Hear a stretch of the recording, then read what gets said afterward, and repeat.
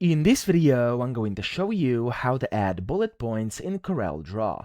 Now, the first thing I'm going to do here is I'm going to actually activate this text tool over here, and I'm going to just draw out like a rectangle to put in some text, and I'm also going to make it a bit bigger so we can see a bit better. There we go. And I'm just going to type in, let's just do numbers. So I'm going to do number 1, and then number 2, and then number 3 over here as well. So actually putting in bullet points is very simple. You simply have to highlight the things where you want to add bullet points, and then up top, this toolbar is going to pop up, and you want to go to over here where, as you can see, it says bulleted list. You can just click on that, and there we go. We now have bullet points. Now, of course, you could start off with that as well. So if I just put in a different text box over here, like this, for example, I could go and first change the size like that, and I could go and then just click on bullet already, and it's going to pop up, and I can just start typing whatever I want. Whenever I press the enter key on my keyboard, it's going to put me in a separate line with the bullet point at the beginning as well. So that's how to do it. I hope this video helped you out. If it did, please subscribe to the channel and help me out as well.